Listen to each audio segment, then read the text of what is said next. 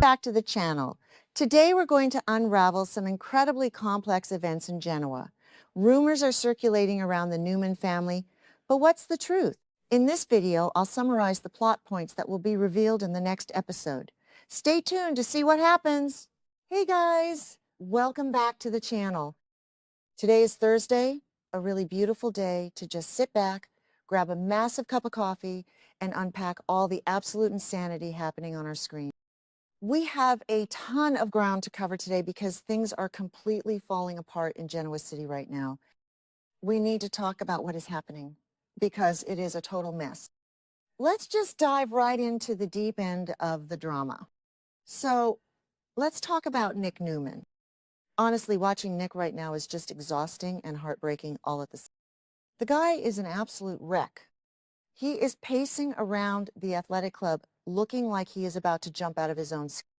He is waiting for Sharon Newman to finish up her work so they can finally sit down and talk, and he is just a jittery, sweaty, anxious mess. And you can feel the anxiety radiating right off the... I mean, the guy is practically vibrating with nervous energy. He's standing there, constantly checking his watch, looking around the room with these darting eyes, and then his phone buzzes. And it's not just a random text from a friend or a work email. It's his dealer. The drug dealer is texting him, trying to push more pills, more fentanyl on him. And you just see Nick's face drop completely. It's that horrible moment of pure panic and temptation, all mixed into one terror. But seriously, what is Nick supposed to do in this situation? He is fighting this massive, ugly demon right now. The text from the dealer just makes him so much more agitated and restless. He is staring at the screen of his phone and, his brain is doing absolute gymnastics trying to justify texting the guy back. Just one more hit. Just one more pill to take the edge off the pain and the stress. And I have to say, the acting here is so on point. You really feel how heavy this addiction is for him. It's not just a cheap plot device for drama. It feels like a real suffocating weight that is dragging him under. So he's standing there fighting for his life internally, trying to ignore the text. And who walks in? Phyllis Summers. Of course it's Phyllis, because when Nick is already on the verge of a total mental breakdown, the universe just has to throw Phyllis into the mix to blow things up completely. And Nick just loses it. He completely loses control of his emotions and his filter. He doesn't even say a polite hello or ask how she is doing. He just launches into these wild, baseless accusations right in the middle of the room. He starts aggressively questioning Phyllis about her night with, yes, Matt Clark. The guy who literally tortured Nick in Las Vegas and locked him in a storage room. The guy who has terrorized this entire family for what feels like. Nick is right in her face, demanding to know what happened between them and why she...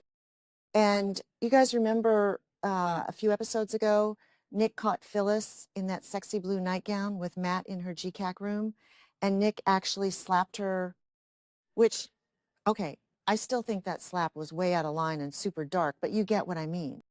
Nick is spiraling hard. He is so paranoid and so angry, and he just unloads all of that toxic energy onto Phyllis right there in the open. So Phyllis, being Phyllis, immediately puts her walls up. She gets super defensive, and honestly, can you blame her? She looks at Nick like he has completely lost his mind and sprouted a second head. She argues that she is a grown woman and she doesn't need a chaperone to dictate her life. She doesn't need Nick or anyone else policing who she spends her time with or what she does behind closed doors. And then she calls him a lunatic.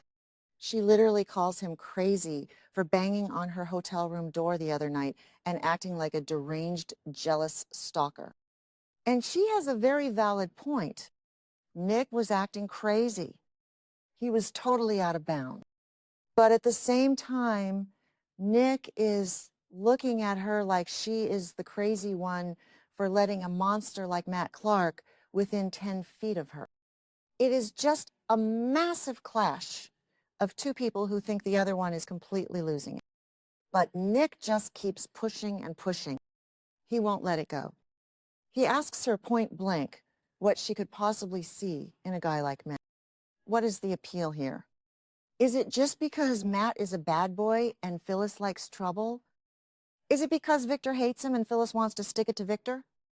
Nick starts spinning this massive, wild conspiracy theory right there on the spot. He genuinely wonders out loud if Phyllis and Matt are secretly plotting against the Newman family. And honestly, let's be real, it's not the craziest theory in the world. Phyllis hates Victor for stealing Newman Enterprises back from her. Matt hates Victor. Matt hates Nick. Put those two angry people together, and yeah, they could definitely be plotting something horrible to take down. But Nick is saying all of this while he is high-strung and tweaking, so it comes off sounding like absolute paranoid rambling from a guy who needs to sleep. And then Nick goes low. He really hits below the belt and insults Phyllis's. He basically calls her stupid for trusting a guy with Matt's dark history. He reminds her of what Matt is capable of, as if she doesn't already know. He reminds her of the pain Matt has caused Sharon, the pain he caused Nick, and he just talks down to her in that classic condescending Nick Newman way that we have all seen a million times over the years. You know the exact tone I'm talking about. That holier than thou, I know best, you are making a mistake. And Phyllis just glares at him. You can see the absolute fire and rage in her eyes. She is not going to stand there and be talked down to by an ex-husband who is currently sweating through his shirt because he desperately needs a fix. So Nick gives her an ultimatum, a completely ridiculous, over-the-top ultimatum. He tells her she needs to pack her bags, grab her new boyfriend, Matt, and get the hell out of town. Just leave. Get out of here right now, he tells her.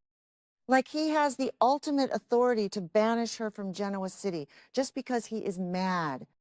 What is he thinking? Who actually believes this is going to end? Has Nick ever met Phyllis Summers in his entire life? You don't tell Phyllis what to do. If you tell her to leave, she is going to buy real estate and stay forever just to spite you. It is the worst possible tactic he could have used if he actually wanted her to stay away from Matt. And Phyllis fires right back, exactly like we all knew she would. She tells him in no uncertain terms that she is not going anywhere.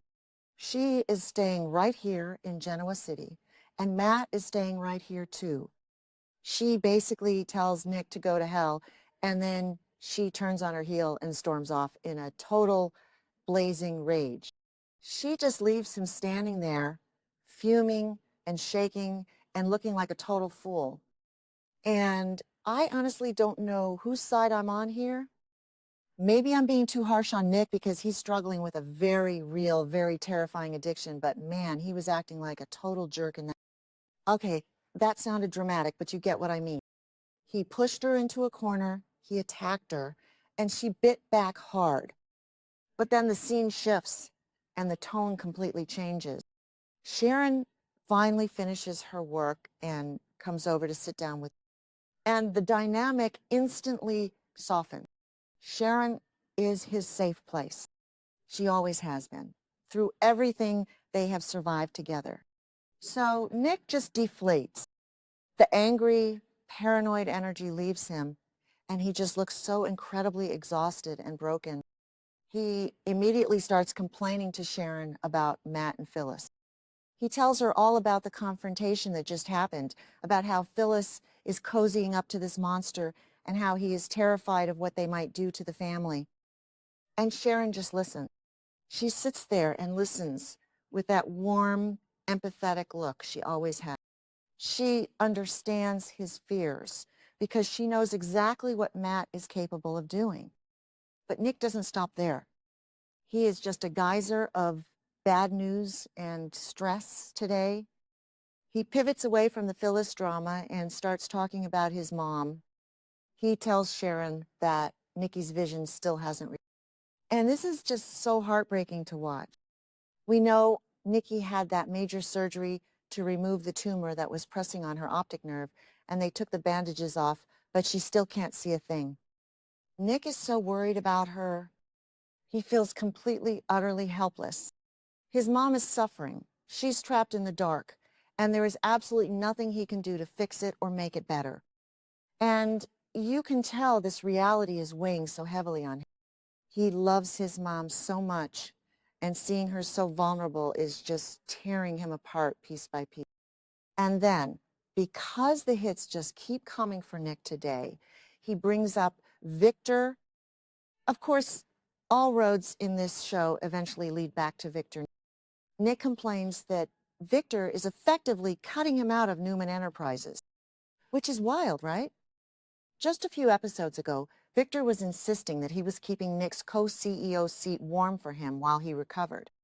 But now, Nick feels like he is being completely sidelined and pushed out of the family legacy. Maybe Victor thinks Nick is too unstable right now to handle corporate stress, which, let's be honest, he definitely is.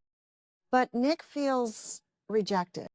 He feels like his father is giving up on him or pushing him away right when he needs a sense of purpose the most. So Nick is sitting there with Sharon, and he just lays it all out on the table. He has no job to go to every morning. He has no family peace to comfort him. He has no distractions at all. He has nothing to keep his mind occupied or focused on something positive. And when you are an addict fighting for your life, idle hands are truly the devil's workshop. He admits to Sharon that because he is completely sidelined from Newman Enterprises and his family is in chaos, he has nothing to do but sit around and think, and all he is thinking about is drugs. He is obsessing over the fentanyl. He can't get the craving out of his head no matter how hard he tries. And then he confesses the darkest part of his day. He tells Sharon about the text message. He admits that his drug dealer reached out to him and tried to sell him more pills. And you can see the absolute terror flash in Sharon's eyes when he says that, because she knows how incredibly close he is to falling right back off the edge. Nick is being so brutally, painfully honest here. He is stripping away all of that classic Newman pride and just admitting that he is losing the battle. He tells her that the temptation is literally buzzing in his pocket, and the dealer texting him just pushed him right to the absolute brink of relapse. And then comes the biggest shock of the episode. Nick looks at Sharon, and he admits defeat. He tells her that his current outpatient program just isn't cutting it. It's not enough to keep him safe. He goes to the meetings, he talks to the counselors, but the second he is alone in his room, the cravings take over and he surprises Sharon, and honestly, he surprised me too by admitting that he thinks he needs to go to rehab. Like real, full-time, inpatient rehab. He realizes he needs to be locked away from the world, away from Matt, away from Victor's drama, away from his phone and his dealer, so he can actually get clean and survive this. This is a massive, monumental moment for Nick Newman.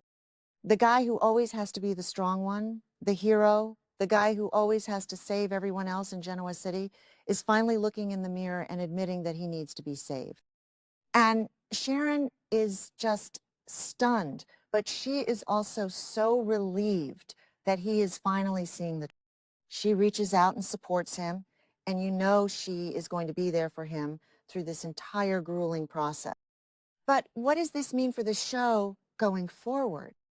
If Nick goes away to an inpatient rehab facility, Matt Clark is going to have free rein to wreak absolute havoc on the Victor is going to go ballistic trying to control everything. And Phyllis is going to keep playing with fire with Matt until she gets burned. It is going to be a total unmitigated disaster, and I honestly cannot wait to watch it all unfold next.